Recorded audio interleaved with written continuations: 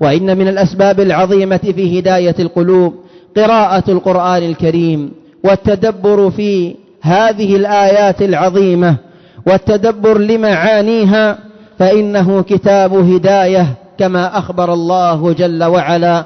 قال سبحانه وتعالى: إن هذا القرآن يهدي للتي هي أقوم ويبشر المؤمنين الذين يعملون الصالحات أن لهم أجرا كبيرا.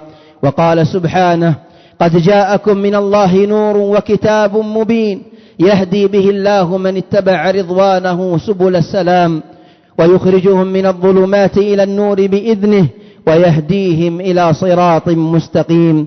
وقال جل وعلا في كتابه الكريم: وكذلك أوحينا إليك روحا من أمرنا ما كنت تدري ما الكتاب ولا الإيمان ولكن جعلناه نورا نهدي به من نشاء من عبادنا وإنك لتهدي إلى صراط مستقيم.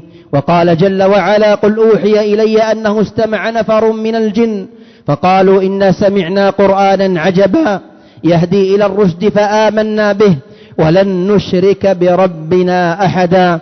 وقال جل وعلا: الله نزل أحسن الحديث كتابا مثاني تقشعر منه جلود الذين يخشون ربهم ثم تلين جلودهم وقلوبهم إلى ذكر الله ذلك هدى الله يهدي به من يشاء ومن يضلل الله فما له من هاد. فكيف أنت عبد الله مع كتاب الله جل وعلا؟ كيف أنت مع كلام الله سبحانه وتعالى؟ هل أنت تخشع عند قراءته؟ هل أنت تتدبر في آياته ومعانيه؟